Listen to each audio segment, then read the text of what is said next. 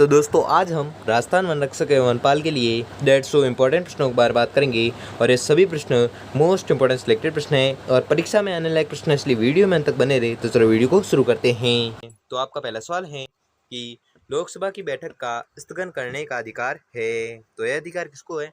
तो यह अधिकार है लोकसभा अध्यक्ष को। अगला सवाल है कि वर्तमान में समवर्ती सूची में कितने विषय शामिल है? तो समवर्ती सूची में शामिल है 52 विषय। अगला सवाल है कि भारतीय संविधान का निर्माण किसने किया? तो भारतीय संविधान का निर्माण किया था कॉन्स्टिट्यूएंट असेंबली ने।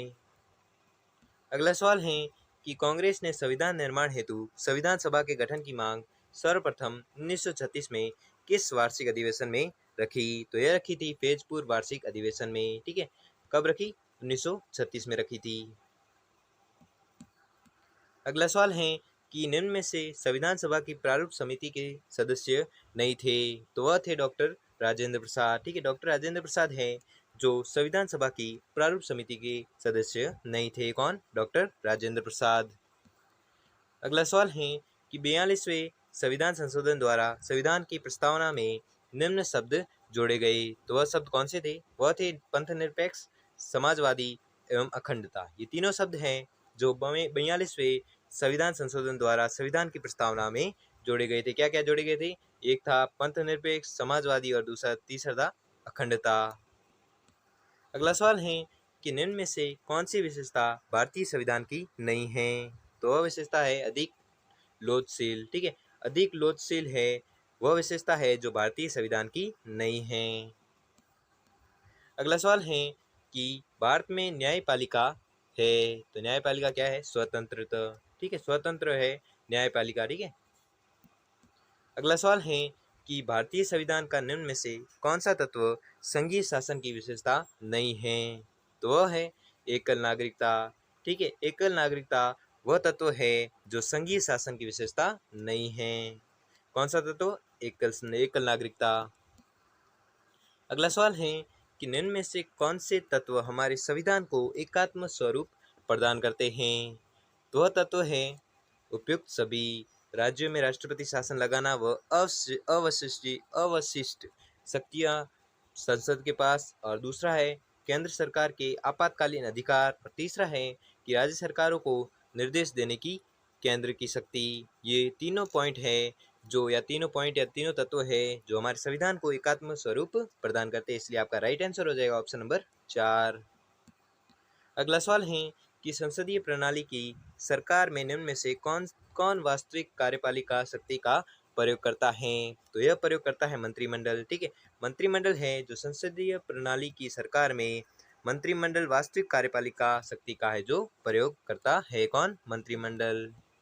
अगला सवाल है कि संसदीय प्रणाली की सरकार में कार्यपालिका का मुखिया होता है या रखता है? क्या रखता है? नाम मात्र की शक्तियां रखता है। अगला सवाल है कि संसदीय प्रजातंत्र में प्रधानमंत्री अन्य मंत्रियों की तुलना में होता है, तो क्या होता है? समान लोगों में प्रथम होता है। अगला सवाल है कि संसदीय शासन प्रणाली में मंत्री परिषद उत्तरदायी होती है, तो किसके प्रति होती है? यह होती है संसद के निम्न सदन के प्रति। अगला सवाल है कि कोई व्यक्ति संसद के किसी भी सदन का सदस्य हुए बिना कितने दिन तक मंत्री रह सकता है? तो यह रह सकता है 6 माह तक।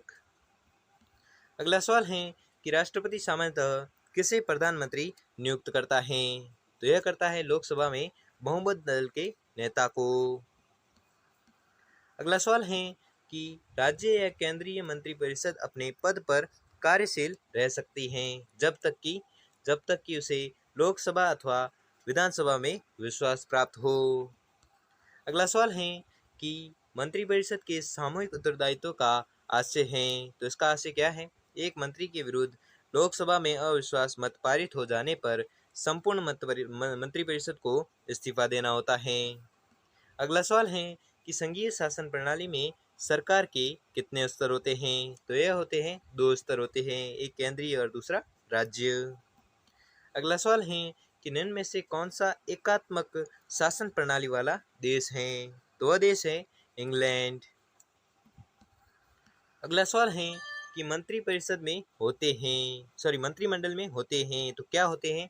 वह होते हैं केवल कैबिनेट मंत्री। अगला सवाल है कि राज्यसभा के सदस्य का कार्यकाल होता है तो कितने वर्षों का होता है? इसका कार्यकाल होता है 6 वर्षों का। अगला सवाल है कि लोकसभा एवं राज्यसभा में राष्ट्रपति द्वारा मनोनीत सदस्यों की संख्या क्रमशः है तो कितनी है? 12 और 2, सॉरी 2 और 12 है। ठीक है, ऑप्शन 4 है जो आपका राइट आंसर हो जाएगा। अगला सवाल है कि क्या राज्यसभा का विघटन सदस्यों के कार्यकाल की समाप्ति से पूर्व किया जा सकता है? तो आपका उत्तर होगा राज्यसभा का विघटन नहीं हो सकता है। अगला सवाल है कि लोकसभा की बैठकों की अध्यक्षता करता है तो कौन करता है? इसकी अध्यक्षता करता है स्पीकर। अगला सवाल है कि राज्यसभा की बैठकों की अध्यक्षता करता है तो कौन करता है? यह करता है उपराष्ट्रपति। अगला सवाल है कि लोकसभा अध्यक्ष की नियुक्ति कौन करता है? तो यह करता है लोकसभा सदस्य अपने में से चुनते हैं। अगला सवाल है कि लोकसभा द्वारा पारित धन विधेयक को राज्यसभा द्वारा कितने दिनों में लौटाना अनिवार्य है? तो आपका उत्तर होगा 14 दिनों में। अगला सवाल है कि राष्ट्रपति के विरुद्ध महाभियोग किस आधार पर लगाया जा सकता है? तो आपका उत्तर होगा संविधान का अतिक्रमण के आधार पर। अगला सवाल है कि राष्ट्रपति अपना त्याग पत्र किसे देता है? तो यह देता है उपराष्ट्रपति को। अगला सवाल है कि लोकसभा अध्यक्ष अपना त्याग पत्र देता है तो किसे देता है? यह देता है डिप्टी स्पीकर को। अगला सवाल है कि राज्यसभा का सभापति अपना त्याग पत्र देगा तो किसे देगा? राष्ट्रपति को। अगला सवाल है कि राष्ट्रपति के विरुद्ध महाभियोग प्रारंभ किया जा सकता है तो आपका उत्तर होगा संसद के किसी भी सदन में। अगला सवाल है कि उपराष्ट्रपति के विरुद्ध पद से हटाने का प्रस्ताव प्रारंभ किया जा सकता है तो किसमें किया जा सकता है? राज्यसभा में। अगला सवाल है कि लोकसभा अध्यक्ष को कौन हटा सकता है? तो आपका उत्तर होगा लोकसभा स्वयं पारित कर हटा सकता है। अगला सवाल है कि यदि राष्ट्रपति का कार्यकाल समाप्त होने तक नए राष्ट्रपति का चुनाव संपन्न नहीं हो पाता है तो क्या होता है? राष्ट्रपति नए राष्ट्रपति के पद ग्रहण करने तक पद पर बना रहेगा। अगला सवाल है कि लोकसभा राष्ट्रपति एवं उपराष्ट्रपति का कार्यकाल है तो कितना है? 5 वर्ष का। अगला सवाल है कि बजट सर्वप्रथम प्रस्तुत किया जाता है तो यह किया जाता है लोकसभा में। अगला सवाल है कि कोई बिल धन विधेयक है या नहीं इसे प्रमाणित करता है तो कौन करता है? लोकसभा अध्यक्ष।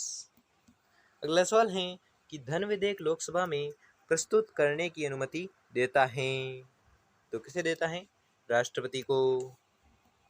अगला सवाल है कि संसद की 2 बैठकों के मध्य अधिकतम कितना अंतराल हो सकता है? तो यह हो सकता है 6 माह का।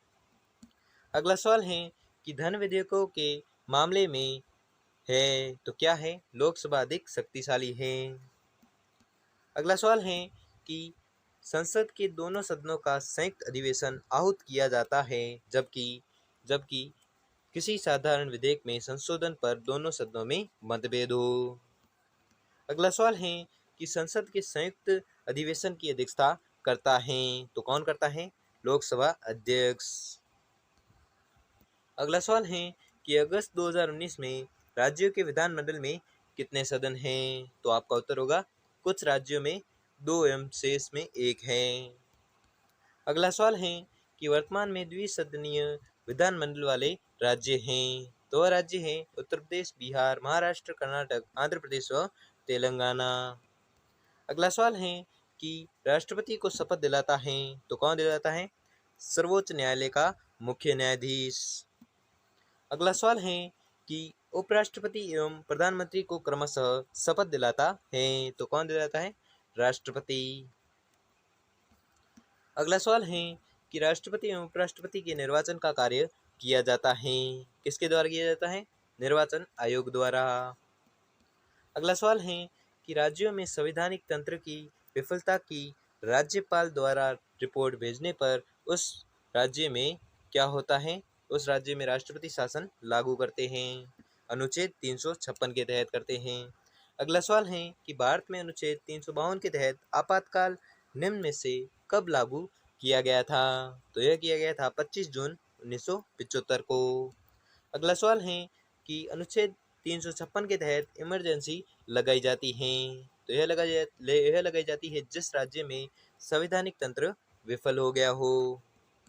अगला सवाल है कि भारत का वह मुख्य न्यायाधीश जिसने राष्ट्रपति के पद पर कार्य किया है। तो आपका उत्तर होगा श्री एम हिदायतुल्लाह ने। ठीक है, श्री एम हिदायतुल्लाह ने राष्ट्रपति के पद पर कार्य किया है। अगला सवाल है कि भारत के पूर्व प्रधानमंत्री श्री मनमोहन सिंह संसद के किस सदन के सदस्य रहे हैं? तो आपको याद रखना है वह रहे हैं राज्यसभा उच्च सदन के। अगला सवाल है कि लोकसभा का कार्यकाल 5 वर्ष से 1 वर्ष बढ़ाया जा सकता है यदि यदि राष्ट्रपति आपातकाल प्रवर्तन में हो। अगला सवाल है कि कोई व्यक्ति भारत का राष्ट्रपति है तो वह कितनी बार पुनर्निर्वाचित हो सकता है?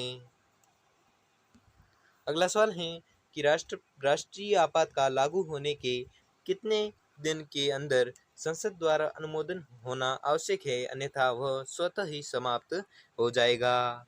2 महीने हैं 1 माह तक। अगला सवाल है कि राज्यों में राष्ट्रपति शासन लागू होने के तहत कितने दिन में संसद द्वारा अनुमोदित होना आवश्यक है? तो यह आवश्यक है 2 माह के बाद। अगला सवाल है कि भारतीय संसद में शामिल हैं तो उपयुक्त सभी राज्यसभा, लोकसभा और राष्ट्रपति उपयुक्त सभी हैं जो भारतीय संसद में शामिल हैं। अगला सवाल है कि राष्ट्रीय विकास परिषद का गठन कब हुआ? तो यह हुआ था 1952 को।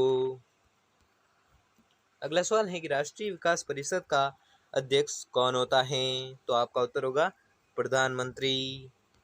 अगला सवाल है कि अनुच्छेद 370 का संबंध किस राज्य से था? तो आपका उत्तर होगा जम्मू कश्मीर राज्य से। अगला सवाल है कि अनुच्छेद 356 का संबंध किससे है? तो आपका उत्तर होगा राज्यों में राष्ट्रपति शासन से। अगला सवाल है कि अनुच्छेद 360 का संबंध किससे है? तो आपका उत्तर होगा वित्तीय आपातकाल से। अगला सवाल है कि अनुच्छेद 368 में क्या प्रावधान निहित है? तो आपका उत्तर होगा भारत संविधान संशोधन प्रक्रिया।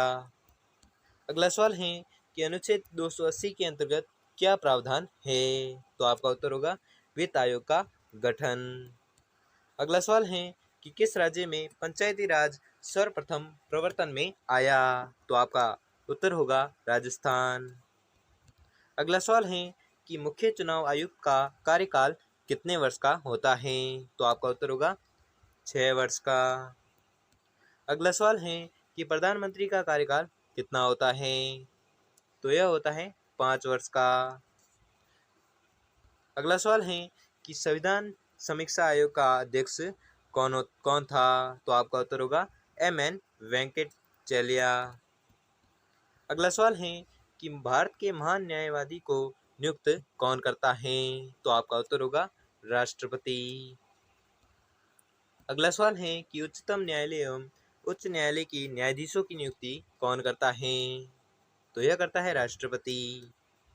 अगला सवाल है कि संविधान सभा के कुल सदस्यों की संख्या कितनी थी? तो यह थी 392।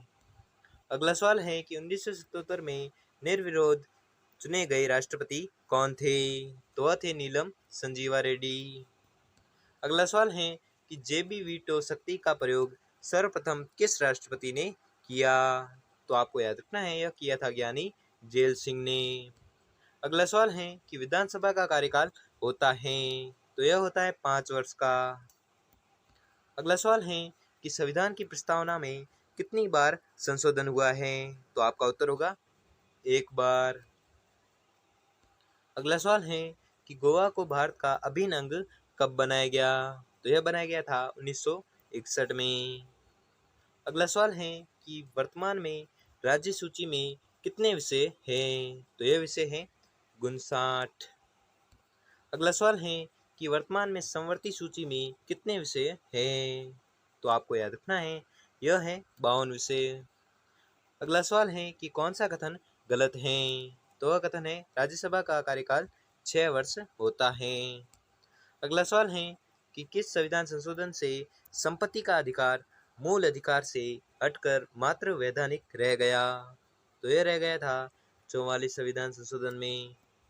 अगला सवाल है कि कब व किस संशोधन में मताधिकार आयु 21 से 18 वर्ष हुई। तो आपका उत्तर होगा 1992 61वें संविधान संशोधन में। अगला सवाल है कि संसद का उच्च सदन कौन सा है। तो आपका उत्तर होगा राज्यसभा। अगला सवाल है कि संसद का प्रथम या निम्न सदन या लोगों का सदन है। तो वह है लोकसभा। अगला सवाल है कि राजस्थान से लोकसभा और राज्यसभा चुनाव जीतकर संसद में जाने वाले सांसदों की संख्या क्रमशः है कितनी है 25-10।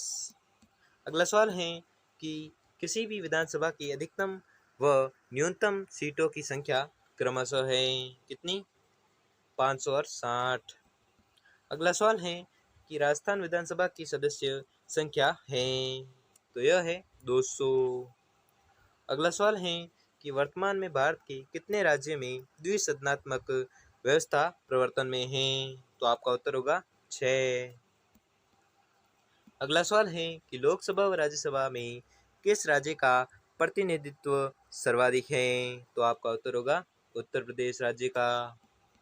अगला सवाल है कि अब तक कितनी बार राष्ट्रीय आपात की घोषणा हो चुकी है।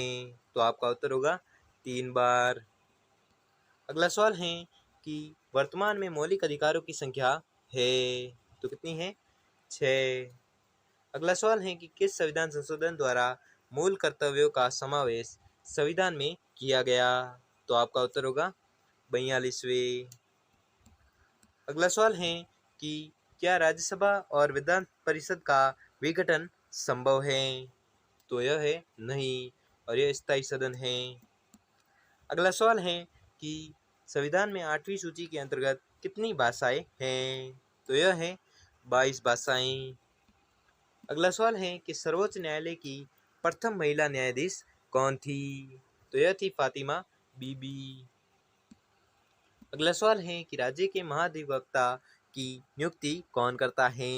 तो आपका उत्तर होगा राज्यपाल। अगला सवाल है कि संयुक्त लोक सेवा आयोग के अध्यक्ष एवं उनके सदस्यों की नियुक्ति कौन करता है। तो यह करता है राष्ट्रपति। अगला सवाल है कि राज्य लोक सेवा आयोग के अध्यक्ष और सदस्यों की चुनाव नियुक्ति कौन करता है। तो यह करता है राज्यपाल। अगला सवाल है कि भारत की तीनों सेनाओं का सर्वोच्च सेनापति कौन होता है। तो यह होता है राष्ट्रपति। अगला सवाल है कि संसद के संयुक्त अधिवेशन को कौन आहूत करता है। तो यह करता है राष्ट्रपति। अगला सवाल है कि संसद के दोनों सदनों का 17वां कौन करता है। तो यह करता है राष्ट्रपति। अगला सवाल है कि संसद का सदस्य न होते हुए भी सदन की बैठकों में कौन भाग ले सकता है। तो यह ले सकता है भारत का महान्यायवादी। अगला सवाल है कि संविधान का उद्देश्य प्रस्ताव किसने प्रस्तुत किया। तो यह किया था JL नेहरू ने। अगला सवाल है कि भारत के प्रथम आम चुनाव कब हुए। तो यह हुए थे 1952 को। अगला सवाल है कि त्रिस्तरीय पंचायती राज की संस्तुति करने वाली समिति कौन सी थी। तो वह थी बलवंत राय मेहता समिति। अगला सवाल है कि पंचायती राज की सबसे बड़ी संस्था कौन सी है। तो वह संस्था है जिला परिषद। अगला सवाल है कि भाषाई आधार पर गठित होने वाला प्रथम राज्य था। तो वह राज्य था आंध्र प्रदेश। अगला सवाल है कि सिक्किम को भारत का पूर्ण राज्य कब घोषित किया। तो आपका उत्तर होगा 1975 को। अगला सवाल है कि भारतीय राष्ट्रपति की संवैधानिक स्थिति किसके समतुल्य है। तो आपको याद रखना है यह है ब्रिटेन की महारानी के समतुल्य। अगला सवाल है कि नीति निर्देशक तत्व की किस देश के संविधान की देन है। तो आपको याद रखना है यह देन है आयरलैंड की। अगला सवाल है कि भारतीय संविधान संशोधन की प्रक्रिया किस देश के संविधान से प्रेरित है। तो आपको याद रखना है यह प्रेरित है दक्षिण अफ्रीका के संविधान से। अगला सवाल है कि न्यायिक पुनरीक्षण किस देश के संविधान की देन है? तो यह देन है अमेरिका की। अगला सवाल है कि मौलिक कर्तव्य की व्यवस्था किस देश के संविधान की रणी है? तो आपको याद रखना है वह है रूस की। अगला सवाल है कि संघ और राज्यों के बीच शक्ति विभाजन विधि किस संविधान से लाई गई है? तो आपको याद रखना है यह लाई गई है अमेरिका से। अगला सवाल है कि आपात उपबंध किस देश के संविधान से लिए गए हैं? तो आपको याद रखना है यह लिए गए हैं जर्मनी से। अगला सवाल है कि लोक लेखा समिति में लोकसभा व राज्यसभा के सदस्यों की संख्या क्रमशः होती है? तो यह होती है 15-7। अगला सवाल है कि क्या भारत जूम आउट कर देते हैं वापस इसे। अगला सवाल है कि क्या भारत का महान्यायवादी संसद के दोनों सदनों की बैठक में भाग लेने के अतिरिक्त मत देने का अधिकार रखता है? तो आपको याद रखना है नहीं। अगला सवाल है कि क्या राज्यपाल लोक सेवा आयोग के सदस्यों को हटा सकता है? तो आपका उत्तर होगा नहीं। अगला सवाल है कि क्या राज्यपाल मृत्युदंड को क्षमा कर सकता है? तो आपको याद रखना है नहीं। अगला सवाल है कि निम्न में से कौन राष्ट्रपति के चुनाव में भाग नहीं ले सकते हैं? तो वह है विधान परिषद सदस्य। अगला सवाल है कि राष्ट्रपति के चुनाव में मतदान नहीं कर सकते हैं? तो वह उपयुक्त सभी लोकसभा में मनोनीत सदस्य, राज्यसभा में मनोनीत सदस्य, विधान परिषद सदस्य एवं विधानसभा के मनोनीत सदस्य चारों ही हैं जो राष्ट्रपति के चुनाव में मतदान नहीं कर सकते, इसलिए आपका राइट आंसर हो जाएगा उपयुक्त सभी। अगला सवाल है कि राज्यपाल विधानसभा में एंग्लो इंडियन समुदाय के कितने व्यक्तियों को मनोनीत कर सकता है? तो यह कर सकता है 1।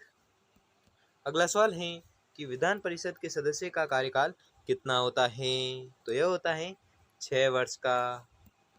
अगला सवाल है कि विधानसभा अध्यक्ष अपना त्यागपत्र किसको सौंपता है? तो यह त्यागपत्र सौंपता है उपाध्यक्ष और विधानसभा को।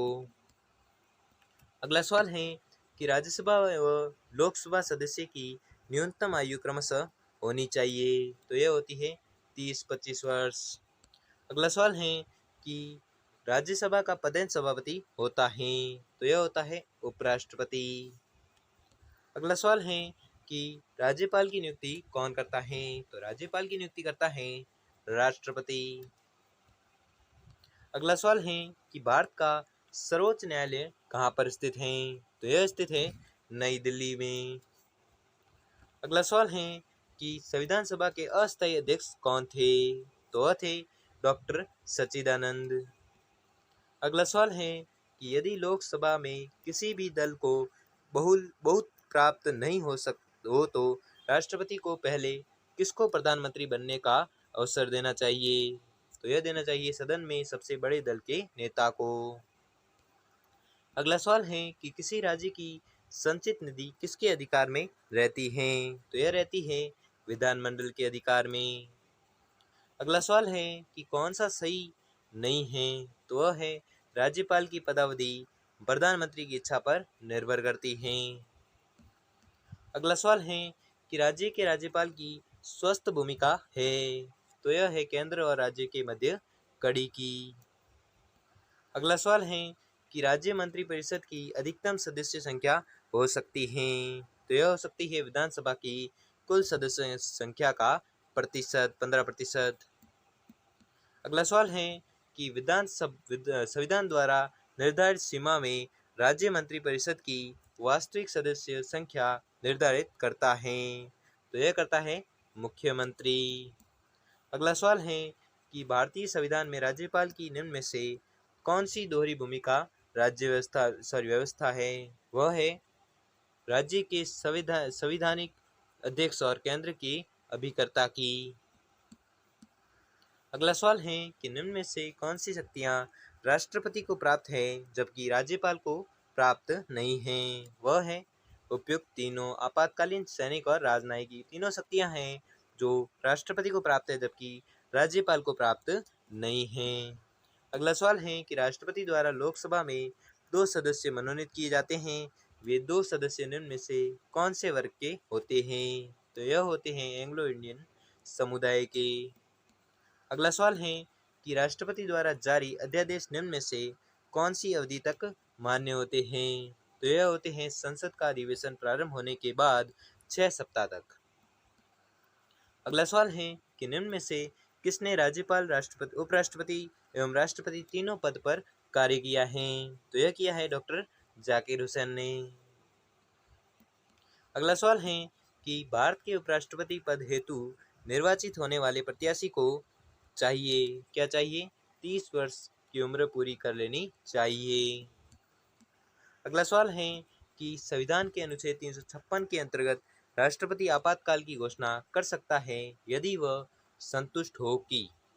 तो आपका उत्तर होगा राज्य में सरकार संविधान की व्यवस्थाओं के अनुसार नहीं चल सकती है। अगला सवाल है कि राष्ट्रपति यदि त्यागपत्र देना चाहे तो वह त्यागपत्र किसे देगा? तो यह देगा उपराष्ट्रपति को। अगला सवाल है कि 27 मई 1964 को पंडित नेहरू के निधन के बाद प्रधानमंत्री का पद निम्न में से किसने ग्रहण किया? तो यह ग्रहण किया था गुलजारी लाल नंदा ने। अगला सवाल है कि भारत में मृत्युदंड प्राप्त अपराधी को समाधान करने का अधिकार निहित है। तो किसमें निहित है? राष्ट्रपति में। अगला सवाल है कि उच्चतम न्यायालय ने निम्न में से अपने किस निर्णय में संविधान के मूल ढांचे की अवधारणा का प्रतिपादन किया है? तो यह किया है केशवानंद भारती बनाम केरल राज्य 1973 में किया है। अगला सवाल है कि आपातकाल की घोषणा से संबंधित 44वां संवैधानिक संशोधन अधिनियम 1978 राष्ट्रपति से निम्नानुसार कार्य करने की अपेक्षा रखता है। तो यह रखता है केंद्रीय मंत्रिमंडल की सलाह से। अगला सवाल है कि राष्ट्रपति द्वारा संविधान के अनुच्छेद 356 में प्रदत्त अपने अधिकारों का किसी राज्य के बारे में प्रयोग करने पर होता है क्या होता है? राज्य सूची के विषयों पर कानून बनाने का अधिकार संसद ले लेती है। अगला सवाल है कि निम्न में से कौन सा कथन सही नहीं है? तो वह कथन है राज्य के उच्च न्यायालय के न्यायाधीशों की नियुक्ति राज्यपाल करता है। अगला सवाल है कि भारत के प्रधानमंत्री होते हैं क्या होते हैं? नियुक्त होते हैं। अगला सवाल है कि भारत का राष्ट्रपति अपनी निषेधाधिकार शक्ति का प्रयोग कर सकता है किसके लिए? केवल साधारण विधेयकों के लिए। अगला सवाल है कि जम्मू कश्मीर राज्य का 2 केंद्र शासित प्रदेश क्षेत्रों, एक लद्दाख एवं दूसरा जम्मू कश्मीर में विभाजित करने का राष्ट्रपति का संवैधानिक आदेश जारी हुआ। तो यह जारी हुआ था 5 अगस्त 2019 को। अगला सवाल है और यह आज का अंतिम सवाल है कि जम्मू कश्मीर के विघटन के बाद देश में केंद्र शासित क्षेत्रों की संख्या है। तो यह संख्या है 9। ठीक है, अब राज्यों की संख्या कितनी होगी? 28 हो गई और केंद्र शासित प्रदेशों की संख्या कितनी हुई? 9। तो दोस्तों वीडियो कैसा लगा हमें कमेंट करके जरूर बताएं। अगर वीडियो अच्छा लगा हो तो वीडियो को लाइक और चैनल को सब्सक्राइब कर लीजिए और बेल आइकन को प्रेस कर लीजिए जिससे कि वीडियो की नोटिफिकेशन है जो आपको मिलती रहेगी।